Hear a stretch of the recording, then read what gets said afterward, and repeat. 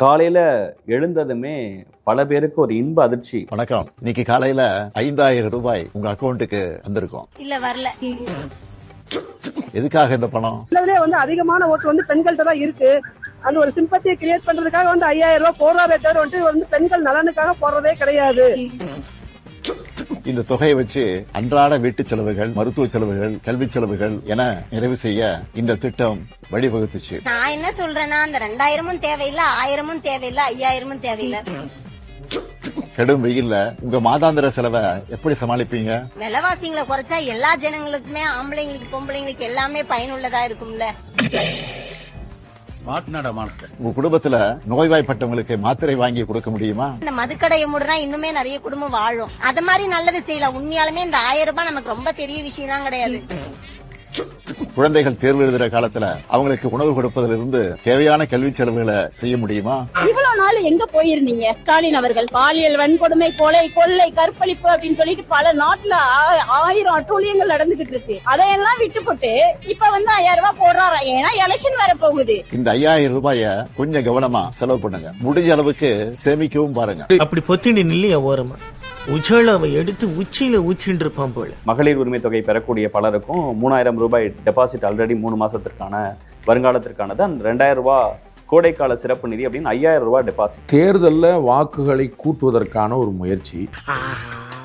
கண்டு விட்டாளையா, சூட்சமத்தை கண்டு விட்டாளே. அப்போ எலெக்ஷனை ஹேண்டில் பண்றது தான் இது. எலெக்ஷன்ல ரிசல்ட் கொடுக்குமான்னா நான் நம்பல அப்படி கொடுக்கும் அப்படி. எம்போட்டு பிள்ளைக்கு ஒரு பலூன் வாங்கி கொடுக்க பக்கல்ல ஆட்டக்காரிக்கு 500 ரூபாயான்னு கேட்கிற மாதிரி இங்க ஆசிரியர்கள், தூய்மை பணியாளர்கள், செவிலியர்கள், போக்குவரத்து ஊழியர்கள்னு எல்லாரும் சம்பளத்துக்காகவும் வேலைக்காகவும் போராடிட்டு இருக்கிற நேரத்துல 1.31 கோடி தகுதியுள்ள மகளிருக்கு 5000 ரூபாயை அக்கவுண்ட்ல போட்டிருக்கிறாரு முதல்வர் திரு முத்துவேல் கருணாநிதி ஸ்டாலின் அவர்கள். இந்த காசுகள் செலவழிஞ்சுக்கிட்டு இருக்குல்ல, இதுக்கு எங்க வருமானம் வரும், எங்க காசு வரும்? அப்ப பால் கட்டணம் உயர்த்திட்டீங்க, பஸ் கட்டணம் உயர்த்திட்டீங்க, மின் கட்டணம் உயர்த்திட்டீங்க. 2 மாசம் கிடையாது, 1 மாசம் வந்து செய்யல.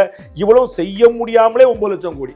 இன்னும் நீங்க கூட்ட போனீங்க, எப்படி சமாளிப்பீங்க? பைத்தியக்கார பைலட் இந்த நாடு மக்களும் மாட்டிட்டு படுற பாடு. சரி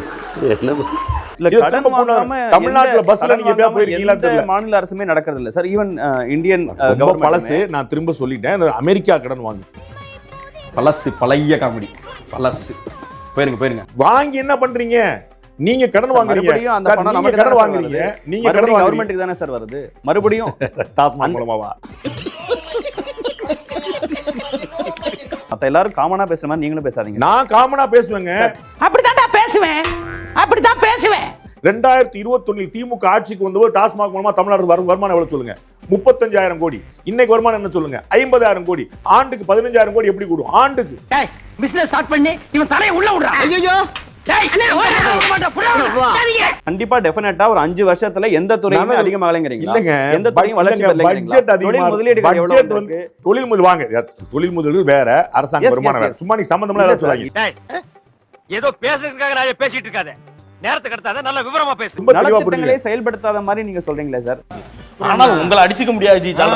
என்ன அடி சிங்சக்குங்கறீங்களே. நான் திரும்ப சொல்றேங்க, நீங்க கையில கடன் வாங்கி என்ன செய்றீங்கன்னு பாக்கணும். கடன் வாங்கி நான் மொய் கொடுத்துட்டேன். 1004 ரூபாய் தெரிச்சு, 1000 ரூபாய் மொய் எழுதிட்டு 4 ரூபாய்க்கு கடனை புரி வாங்கி சாப்பிட்டேன். நீங்க கடன் வாங்கி நான் ரோடு போட்டேன். இன்னைக்கு நீங்க தமிழ்நாடு அரசோட பஸ்ஸை பாருங்க. நீங்க பஸ் ஃப்ரீ கொடுக்குறீங்களே, பஸ்ஸை பாருங்க.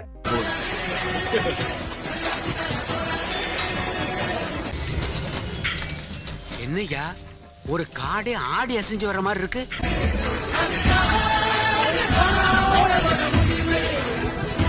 தம்பி இருக்கையா லாரி போயிடுச்சா?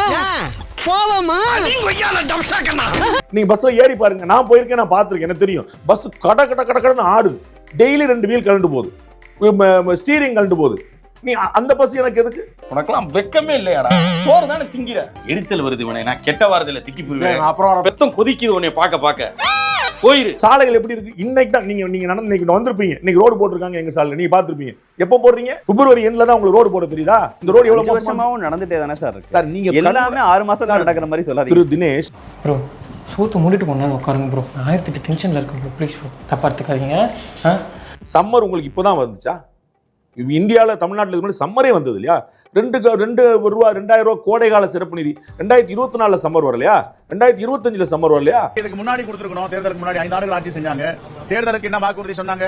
மக்களுடைய வரிப்பணத்தை எடுத்து மக்களுக்கே கொடுக்கும் விதமாக 10,000 ரூபாய் தேர்தல் முடிவை களவாடி இருக்கிறார்கள் என்றுதான் அதற்கு பொருள். அப்ப ஜனநாயகம் வீழ்ந்து போகிறதா? ஜனநாயகத்தை வீழ்த்த விட மாட்டோம். ஐயோ, இது ஜனநாயக படுகொலை. இப்ப அப்படியே அந்நியனா இருக்கிறவன் அம்பியா மாறி சிக்ஸர். என்னடா சிக்ஸர்? ஸ்டாலின் 5,000 ரூபா போட்டிருக்காருப்பா. எதுக்குப்பா? போன தடவை பீகார்ல செஞ்ச போது அது ஜனநாயக படுகொலைன்னு சொன்ன, இந்த தடவை சிக்ஸர்ன்னு சொல்ற. அடிமையா இருக்கலாம்டா, கொத்தடிமையாலாம் இருக்கக்கூடாது. சுத்தமா நல்லா இல்லை. அது என்ன பொங்கல் சிறப்பு தொகையா இருந்தாலும் தேர்தல் ஆண்டுல வேற அமௌண்ட் 2025 வரல. 2025 நாங்க பொங்கல் கொண்டாடலையா? அப்ப நீங்க ரொம்ப தெளிவா தேர்தலை குறி வச்சு பண்றீங்க. அது எல்லாருக்கும் தெரியும். ஆஹா, சூனா போனா ஒவ்வொருத்தருக்க வேகத்தை பார்த்தோம்னா அவன் அருமை வறுமைக்கு ஆபத்து வந்துடும் போல் இருக்கடா.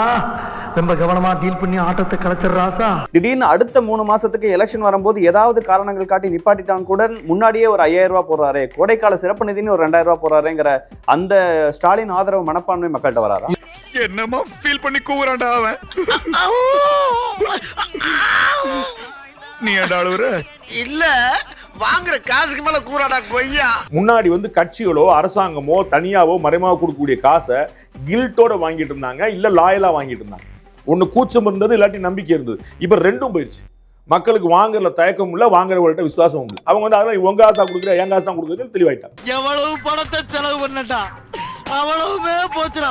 என்னதான் எடப்பாடி பழனிசாமி அவர்கள் 2,000ங்கிற அதே அறிவிப்பை விட்டிருந்தாலும் ஸ்டாலின் அவர்கள் மேல ஒரு எக்ஸ்ட்ரா ஒரு சின்ன நம்பிக்கை இருக்காதா? இவர் சொன்னாரு செஞ்சாரு அப்படிங்கிற பார்வை வராதா? 2006-11 அவங்க செஞ்சாங்கல்ல, டிவி கொடுத்தாங்கல்ல, இலவச மின்சாரம் கொடுத்தாங்கல்ல, 2011 ஜெயிச்சாங்களா? ஏன்னா அழுகுற அழுதுக்கு இருக்க நீ.